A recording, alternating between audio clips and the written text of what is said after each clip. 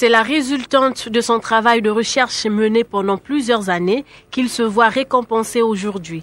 Dénaste Dieuleveux-Likali-Kana Mboussa a obtenu une moyenne de 16,5% avec mention très bien lors de la soutenance orale de son mémoire comptant pour la validation de la licence en gestion des ressources humaines à l'Institut Congo Technologie ce 18 mai 2024 sur le thème « Analyse des canaux de communication interne, externe et incidence dans le processus de recrutement dans les administrations publiques congolaises » cas de la Direction générale de la fonction publique.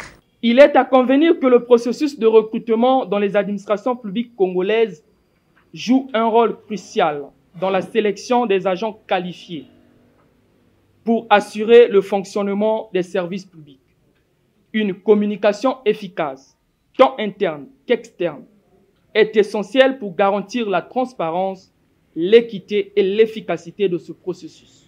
Elle a eu pour objectif de savoir si les administrations publiques congolaises en général, la Direction générale de la fonction publique en particulier, informent le public via les canaux de communication appropriés au sujet des recrutements au sein de la fonction publique, de connaître les différents canaux de communication et leurs avantages. Devant un parterre de jury, des membres de la famille et collègues, l'impétrant a usé de toutes ses connaissances afin de défendre son document de près d'une 50aine de pages, consacré essentiellement sur le processus de recrutement à la Direction générale de la fonction publique.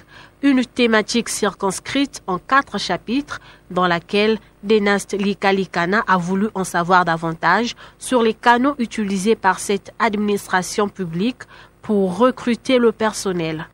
Les résultats obtenus lors de nos travaux de recherche révèlent que les administrations publiques congolaises, et plus principalement la Direction générale de la fonction publique, utilisent une variété de canaux de communication internes et externes pour diffuser des informations relatives aux offres d'emploi et au processus de recrutement.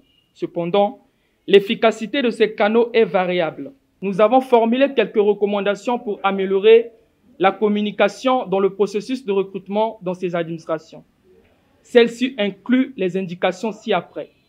Améliorer la coordination entre les différentes entités des administrations impliquées dans le processus de recrutement, développer des stratégies de communication interne efficaces, utiliser davantage les canaux de communication numérique pour diffuser des informations relatives au recrutement, mettre en place un système de suivi et d'évaluation de l'efficacité des canaux de communication. Après son exposé, Dénaste Likali-Kana se soumet comme à l'accoutumée aux membres du jury pour les appréciations, critiques et remarques. Au finish, c'est lui qui sort vainqueur. Ces interventions nous ont permis aussi de tirer des leçons, mais il était à la hauteur de sa tâche. La recherche nécessite de la rationalité, nécessite un esprit cartésien.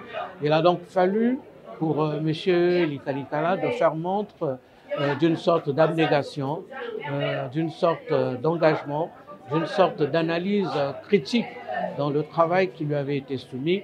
Et j'ai pu observer que M. Likali-Kana a répondu aux attentes de son directeur de mémoire. La thématique est très importante, justement, pour que nous puissions rendre performante notre administration publique. Le problème fondamental, il faut penser à un recrutement très efficace du personnel qui doit animer nos différentes administrations. Et lui, il a fait de très bonnes propositions.